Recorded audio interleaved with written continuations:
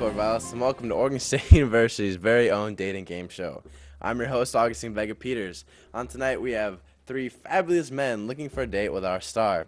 But before I introduce her, let's go ahead and meet the men. Bachelor number 1, Daniel G. Walters I. He's a world traveler and collector of exotic cultures. This proverbial woodsman finds comfort bonding with the peaceful tranquility of the high Sierra Mountains. Don't be fooled by his rough exterior. He's often noted to be the best-looking individual in any environment. Danny has a personality that is expanding faster than the universe.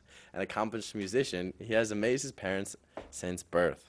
While waiting in the nursery, doctors were shocked to hear this infant whistling the melody to Leonard Skinner's.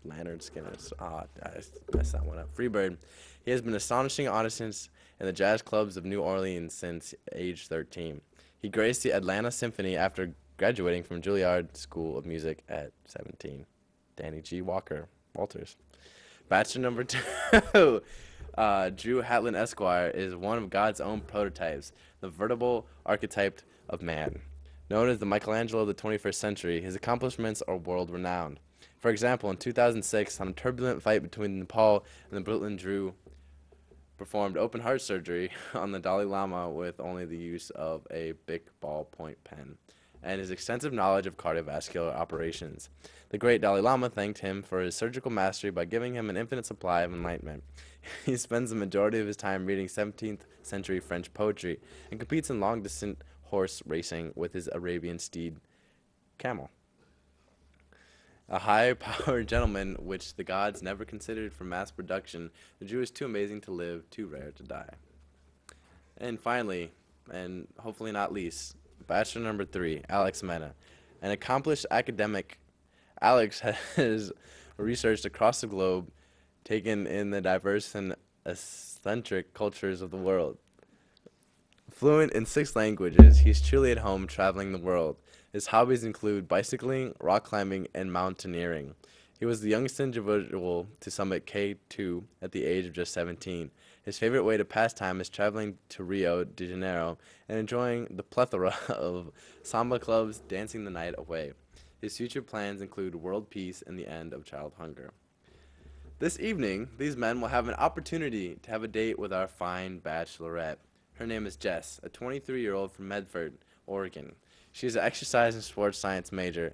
She's also an active soccer player and aspires to be just like her longtime role model, Courtney Cassetti. Cassette? No. Jess has been swimming in the canals of Venice. She is currently finishing her final year here at OSU. And now, let's hear from the contestants. Contestant 1, would you please say hello? Hey, how's it going? Contestant number 2. Hello there. And contestant number 3. Hola. And now, without any further ado, the show is in your hands. Good luck. All right. Thanks, Jess. Contestant number 1. Do you have any nicknames? What are they and why were they given to you? Man, well, actually, I do have a couple nicknames. Going back a few years ago, I was actually living in Nepal, and a man actually gave me the nickname.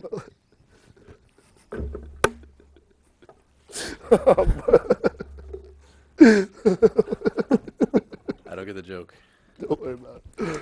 So, no, he actually gave me a nickname. It was called Mount Mandan, and actually it was because I could actually keep up with the Sherpas at the time, doing some of the high alpine stuff. It was pretty rigorous work, but no, I felt very honored by the nickname. Wow, all right. Contestant number 2, if you were stranded on a desert island, what 3 items would you choose to have with you? That's a good question. At least I gotta have water. I've gotta have a good supply of food, and some form of entertainment. Top of my head, I'd definitely say good friends. Something to keep me company while we're on the deserted island. Boring. Thanks, baby. Sounds good. All right. Contestant number 3, what is the best accent you have heard, and will you imitate it for me? Oh, perfect. Sí, mami. Mira, por mí es un acento de latinos. Do you speak Spanish? Okay. ¿Ella habla español? Sí, keep going. Oh, okay. Yeah. I would have to say a Spanish accent because I'm Spanish or Ah. Latino, and I think it's the sexiest of all languages. All right. I agree. Back to contestant number 1. Use 3 words to describe yourself.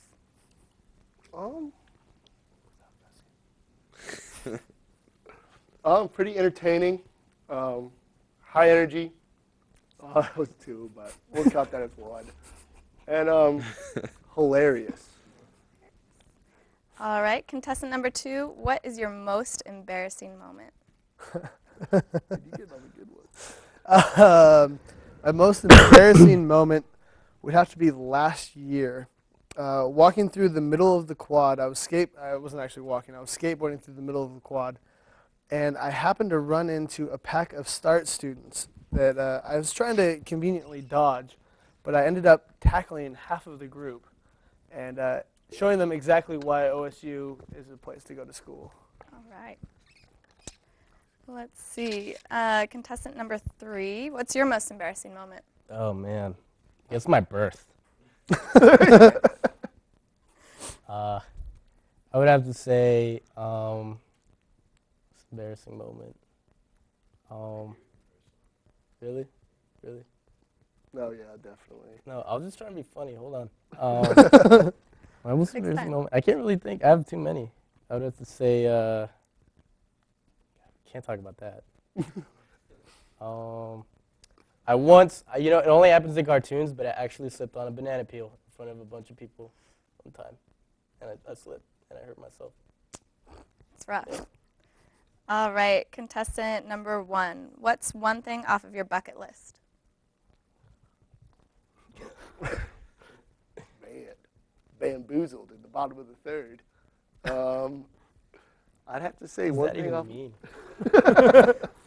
One thing off my bucket list would be definitely to step foot in every continent. It's a good one. I got 4 down so far. All right. Contestant number 2. If we were back in high school, how would you ask me to prom? Shoot, I wouldn't have asked you. When I was back at prom, I just waited for the dates to ask us. But that was our school tradition. If I would have been creative, I would have probably called a school assembly, got everybody together, made a big moment of it all, just so you couldn't say no. Fair enough. All right. Contestant number 3. If I were a wild animal, what would I be and how would you catch me? Wild animal. Maybe a butterfly. Because they're so hard to catch. Butterflies are all colorful and stuff, so maybe a butterfly. Okay. I'll take that. Oh, how would I catch? My mouth. Okay. Back to contestant number 1. What's the worst date you've ever been on? Probably this one. All right. Contestant number 2. Do you like to be the big spoon or the little spoon? I'm pretty versatile. I definitely enjoy being the big spoon, but everyone's got to be a little vulnerable every once in a while. What does that even mean, dude? Both. Okay.